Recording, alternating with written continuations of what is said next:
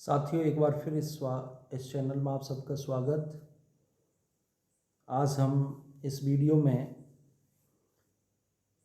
प्रमुख समझौतावादी सिद्धांतों में प्रथम हॉब्स के सामाजिक समझौते संबंधी विचारों का विश्लेषणात्मक अध्ययन करेंगे। उनके इस सामाजिक समझौते संबंधी विचार की क्या पृष्ठभूमि रही, उस सब का भी हम इस वीडियो में विश्लेषण करेंगे।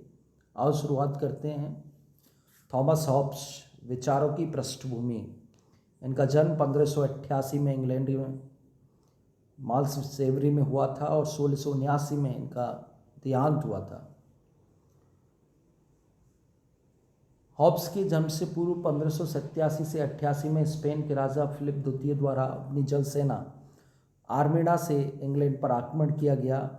इस आक्रमण के कारण इंग्लैंड में भय व्याप्त हो गया और उसी समय 1588 में हॉब्स का जन्म हुआ। इसीलिए हॉब्स ने भय को अपना जुड़वा भाई कहा है। हॉब्स के जीवन काल में ब्रिटिश सम्राट चार्ल्स प्रथम एवं क्रॉमवेल, जो संसदीय नेता था, के मध्य भयंकर सिविल वार, जिसको गृह युद्ध कहते हैं, संघर्ष हुआ। हॉब्स ने स्वयं देखा उसे। इस युद्ध में इंग्लैंड में अत्याचार और अराजकता का माहौल उत्पन्न हुआ। क्रॉमवेल के नेतृत्व में संसदीय सेना विजय हुई, लेकिन 1648 से 1660 के मध्य इंग्लैंड पूरी तरह अराजकतापूर्ण वातावरण में बदलता चला गया और इंग्लैंड की इसी स्थिति ने हॉब्स को निरंकुश राजतंत्र का प्रबल समर्थक बना दिया। अर्थात इस अत्याचार को निरंकुश राजतंत्र ही समाप्त कर सकता है।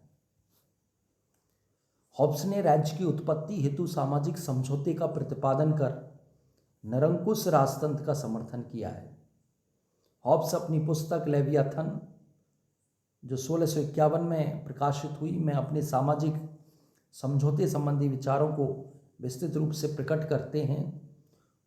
उनके द्वारा लिखी गई जो अन्य पुस्तकें हैं, De Cive, De Corpore, De Homine, elements of law, natural and politics 1640, जो कि हॉब्स की प्रथम रचना मानी जाती हैं, उनके द्वारा ये कृतियां लिखी गई हैं। अब उनके महत्वपूर्ण विचार, सामाजिक समझौते का जो सिद्धांत है, उसका हम वर्णन करेंगे। उसके 3 भाग हैं।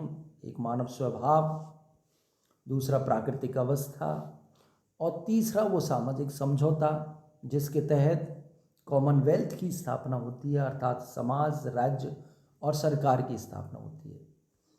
तो सामाजिक समझौते के प्रथम भाग, मानव स्वभाव, वो हॉब्स ने अपनी पुस्तक लेवियाथन में मनुष्य के स्वभाव का नकारात्मक और पार्श्विक चित्रण किया है। हॉब्स ने मनुष्य को एक असामाजिक, स्वार्थी, अहंकारी और झगड़ालू प्राणी माना है। हॉब्स का मानव सदा सत्ता प्राप्त करने का प्रयास करता है जिससे उसे सुख प्राप्त हो सके। इस हेतु वह हमेशा झूठ, प्रपंच और शत्रुता आदि साधनों का प्रमुखता से प्रयोग करता है।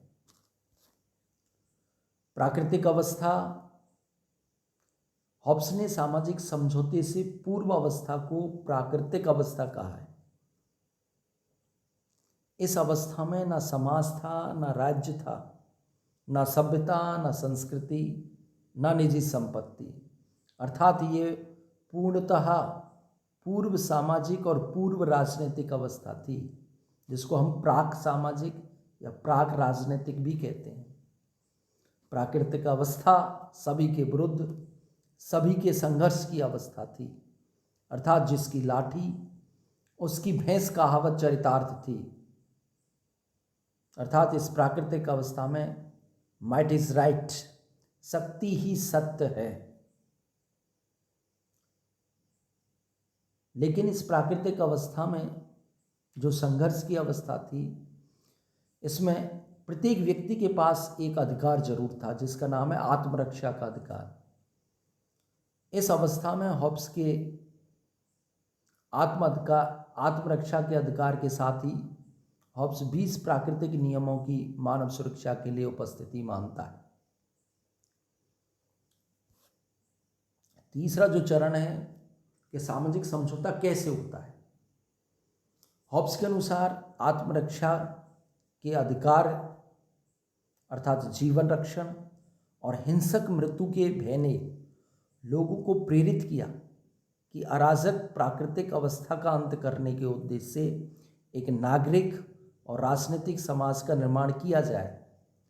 नागरिक और राजनीतिक समाज निर्माण के लिए सब व्यक्तियों ने मिलकर एक समझौता किया जिसमें प्रत्येक व्यक्ति दूसरे से कहता है कि मैं अपने ऊपर शासन करने का अधिकार इस व्यक्ति या व्यक्ति समूह को सौंपता हूं, बशर्ते आप भी सब अपनी शक्तियां इसे सौंपते हैं।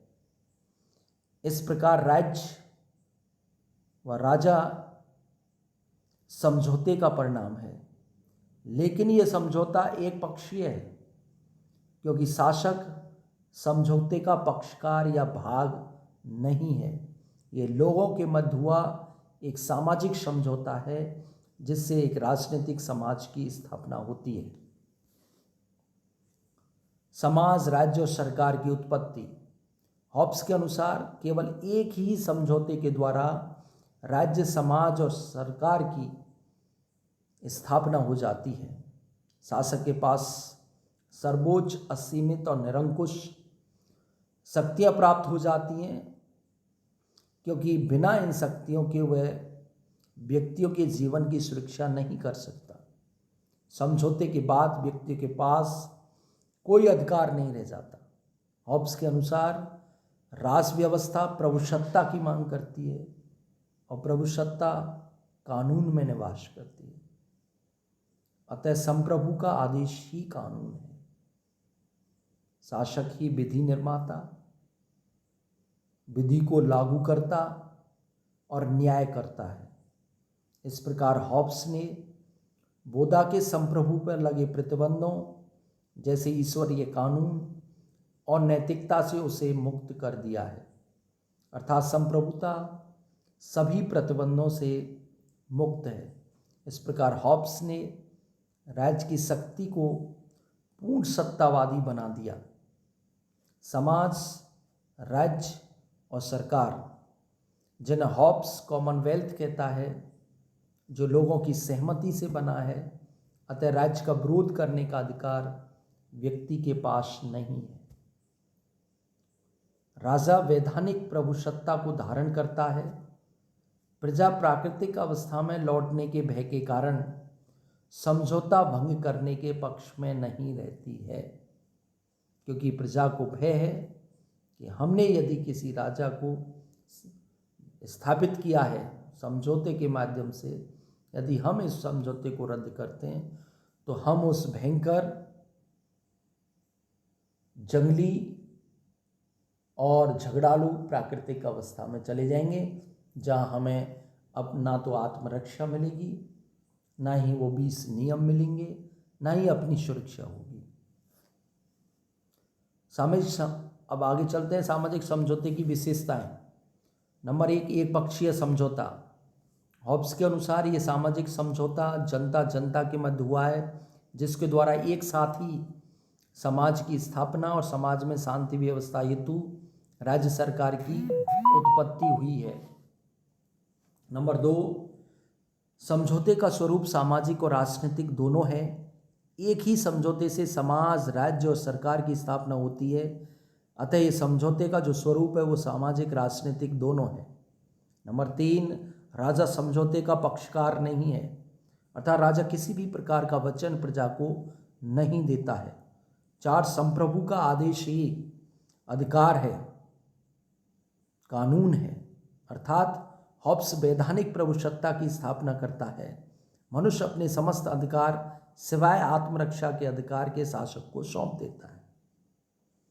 हॉब्स एक निरंकुश राजतंत्र की स्थापना करता है जिससे समाज में अराजकता का अंत किया जा सके। निरंकुश राजा के विरुद्ध प्रजा को विद्रोह का अधिकार नहीं है। 6, राज्य लोगों की सहमति का परिणाम है, इसीलिए हॉब्स कहता है कि राज्य ठोस विवेक का परिणाम है, अर्थात लोगों ने ये सोच समझकर राज्य की उत्पत्ति की है।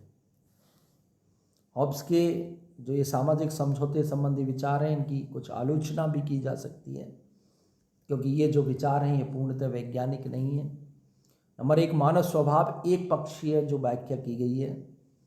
हॉब्स मनुष्य को केवल स्वार्थी मानता है, जबकि मनुष्य के स्वभाव में स्वार्थ और परमार्थ दोनों गुण पाए जाते हैं। नंबर 2, मनुष्य एकाकी प्राणी नहीं। हॉब्स मनुष्य को स्वार्थी एकाकी मानता है, जबकि मनुष्य एक सामाजिक प्राणी है जो अपनी समस्त आवश्यकताएं समाज में रहकर पूर्ण करता है। नंबर 3, प्राकृतिक अवस्था का काल्पनिक चित्रण। हॉब्स द्वारा हिंसक अवस्था का वर्णन किया गया है, जबकि प्राकृतिक अवस्था में भी मनुष्य के साथ निरंतर युद्ध की स्थिति में नहीं रहा, नहीं तो समाज की स्थापना करना ही असंभव था। 4, समझौते की जो कल्पना है वो भी असंभव लगती है। मनुष्य को स्वार्थी झगड़ालू मानता है, तो फिर विवेकपूर्ण समझौता कैसे संभव है। नंबर 5, राज्य और सरकार में विभेद नहीं। वर्तमान में राज्य का सरकार एक अंग मात्र है जिसका विरोध किया जा सकता है। अतः सरकार यदि खत्म हो जाए तो राज्य बना रहता है, अतः दोनों में अंतर है, जबकि हॉब्स राज्य और सरकार में कोई अंतर नहीं करता। राज्य कृत्रिम संस्था नहीं।